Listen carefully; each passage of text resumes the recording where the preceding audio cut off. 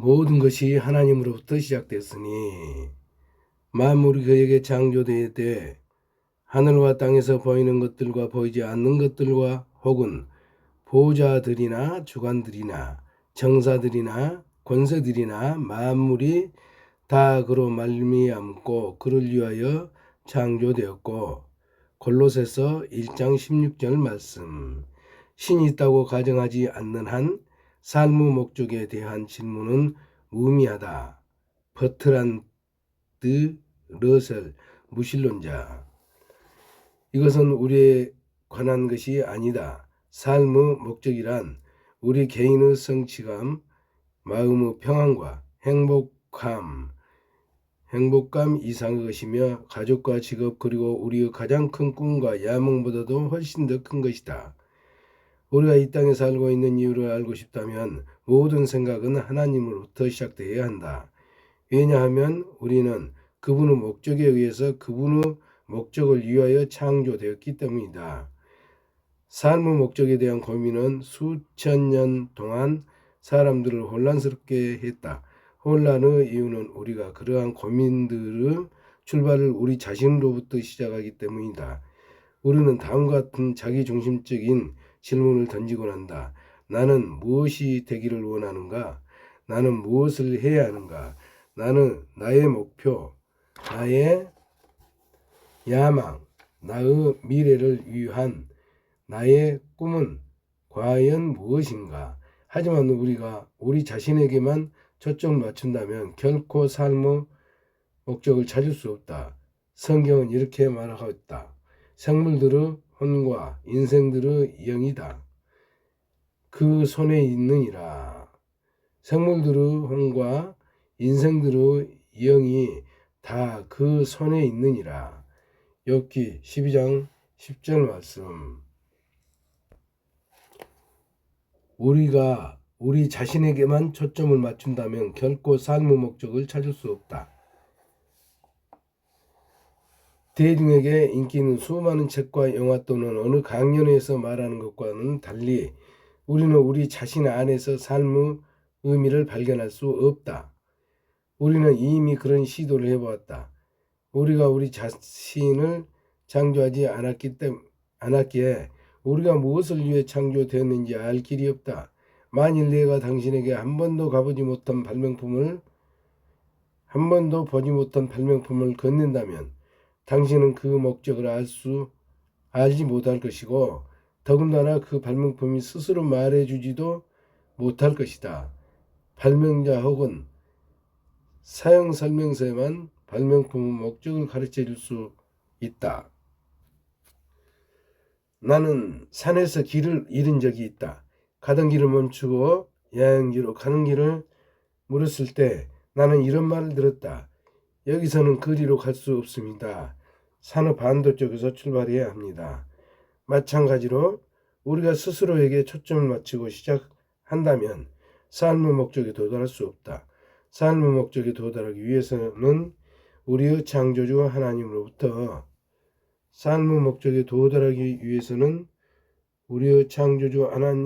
시작해야 한다.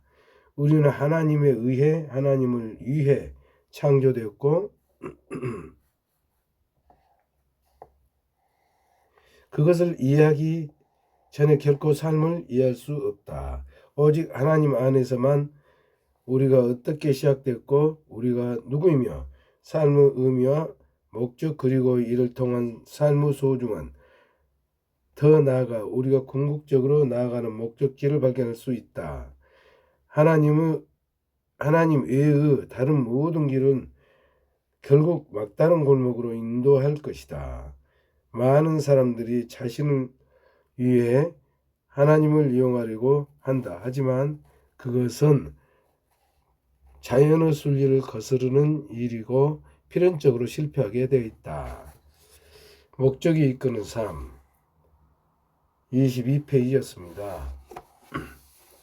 한 가지 분명한 사실은 우리가 하나님을 위해 만들어진 것이지 우리를 위해 하나님이 존재하시는 것이 아니라는 것이다.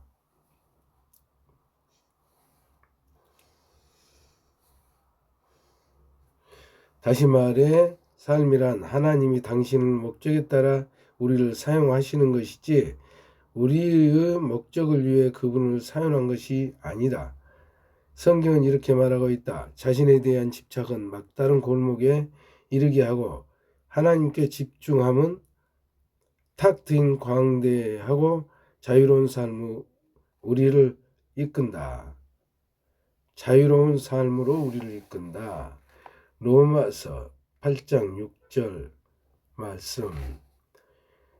나는 삶의 목적을 발견하게 해준다는 여러 가지 방법을 제안한 일종의 자기 지침서 셀프 헬프 같은 책들을 많이 읽어보았다. 이러한 책들을 한결같이 같은 공동점은 모두 자기중심적인 관점에서 주제에 접근한다는 것이다. 때로는 기독교 관련 서적들도 이러한 자기 지침서들과 별다른 바 없는 다음과 같은 일반적인 방법들을 제시하는 것을 볼 수 있다. 당신의 꿈을 생각하라. 가치관을 명확하라. 목표를 설정하라. 무엇을 잘하는지 파악하라. 목표를 높게 설정하라. 그것을 이루기 위해 노력하라. 꾸준히 자신을 훈련시켜라. 목표를 이룰 수 있다고 믿어라. 다른 사람과 꿈을 공유하라. 절대 포기하지 말라. 물론 이러한 권고들 덕분에 큰 성공을 이룬 경우도 종종 있다. 목표를 이루기 위해 진심으로 노력하면 일반적으로 그 목표에 성공적으로 도달할 수 있다. 하지만 성공한다는 것과 삶의 목적을 충족시키는 것은 절대 같지 않다. 개인적인 목표를 모두 달성하고 세상의 기준에 따라 엄청난 성공을 이룬다 할지라도 하나님이 우리를 창조하신 목적을 놓칠 수 있다.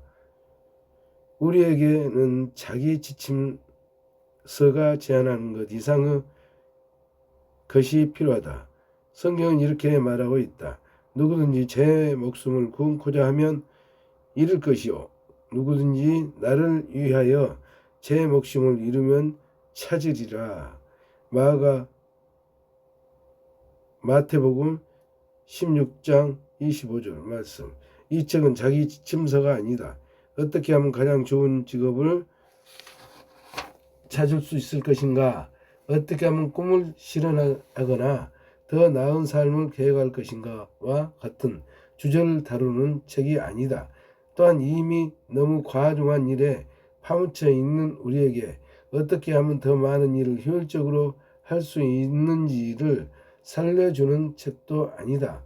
오히려 이런 책은 삶에 있어서 가장 중요한 것이 무엇인지 알려줌으로써 우리의 삶에서 일을 적게 하는 방법으로 가르쳐 줄 것이다.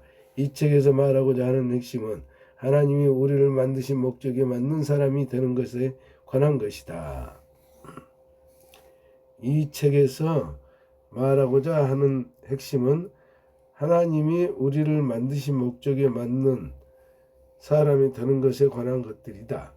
그렇다면 우리가 창조된 목적을 어떻게 발전할 것인가? 두 가지 방법이 있다. 첫 번째는 추리다.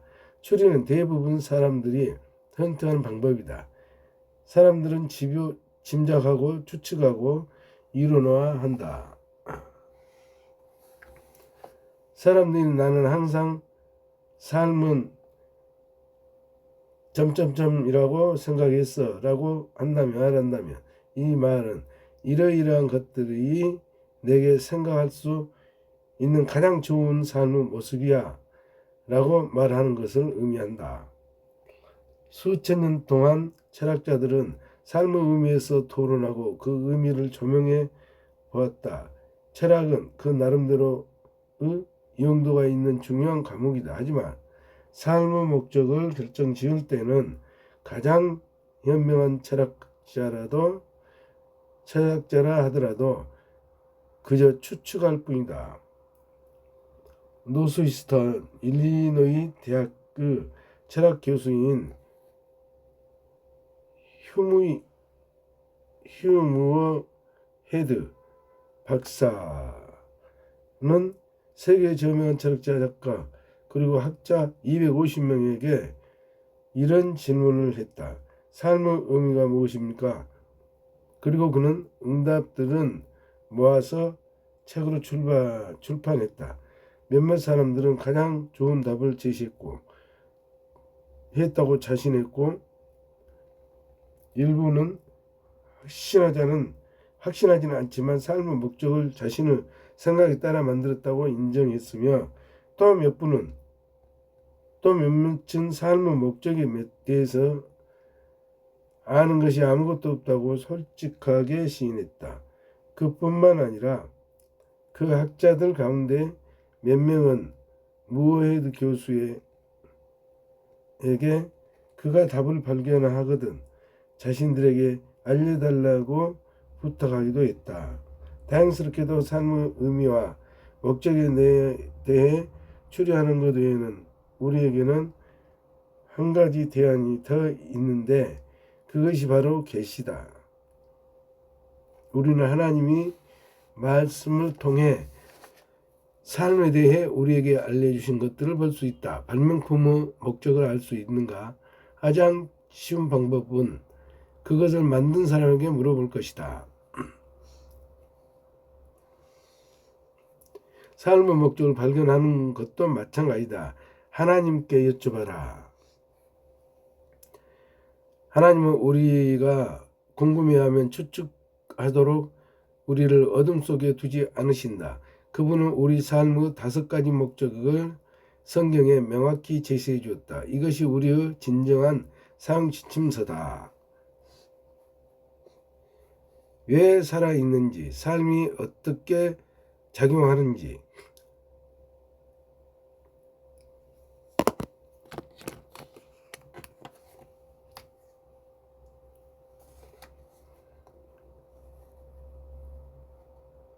우리가 왜 살아있는지, 삶이 어떻게 작용하는지, 무엇을 피해야 하고 미래에 무엇을 기대하는지를 설명하고 있으며, 우리가 앞에서 말하는 자기 지침서나 철학책을 통해 결코 알 수 없는 것들을 알려주고 있다.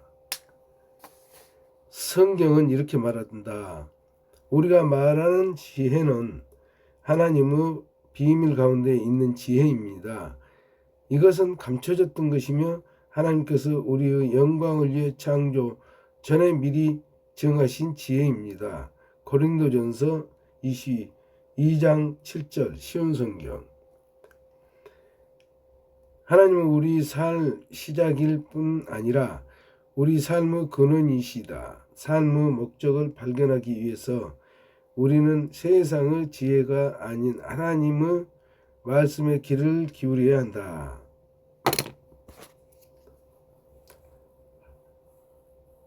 우리는 세상의 지혜가 아닌 하나님의 말씀에 귀를 기울여야 한다. 우리 대중심리학이나 성공을 위한 동기 또는 영감을 주는 이야기들이 아닌 영원한 진리의 바탕에 두고 삶을 이루어 나가야 한다. 성경은 이렇게 말하고 있다. 오직 그리스도 안에서만 우리는 우리가 누구인지 그리고 우리가 무엇을 위해 사는지 알 수 있다. 우리가 그리스도를 알기 전에, 어떤 소망을 갖기 전에 하나님은 이미 우리를 눈여겨보셨고 만물과 만인 가운데 역사하시는 목적의 한 부분으로서 영광스러운 삶을 이미 계획해 놓으셨다.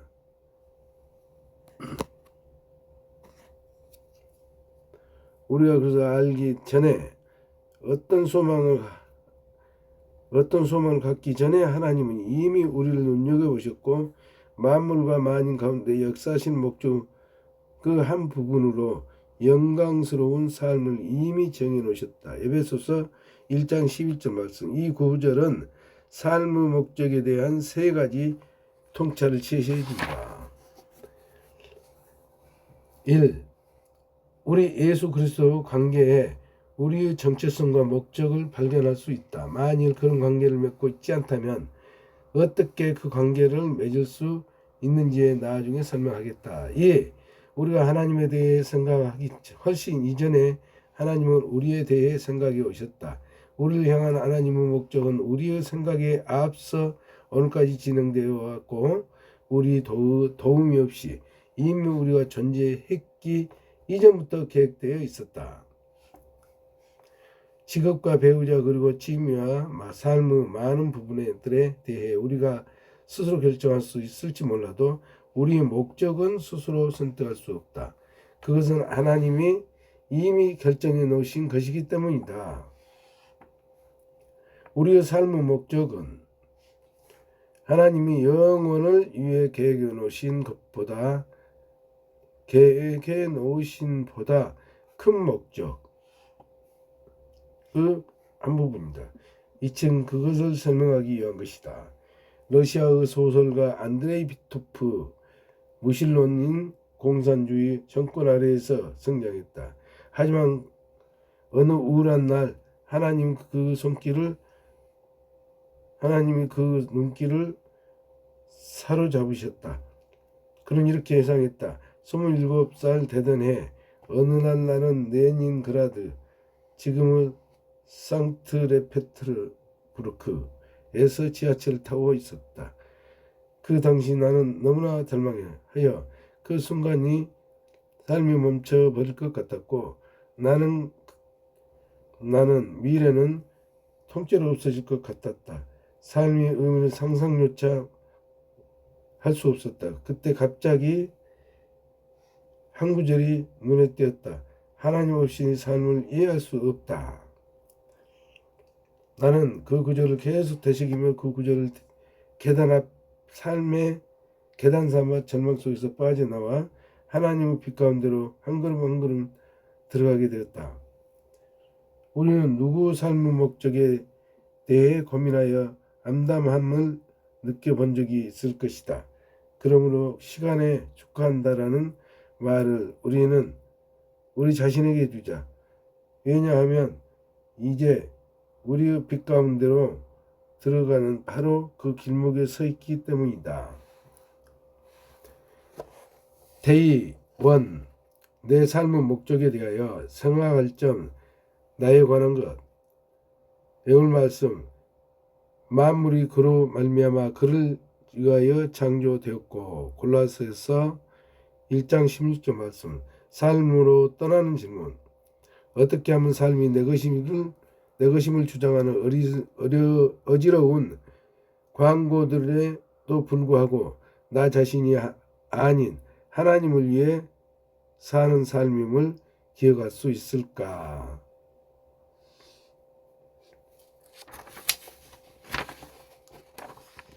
목적이 이끄는 삶.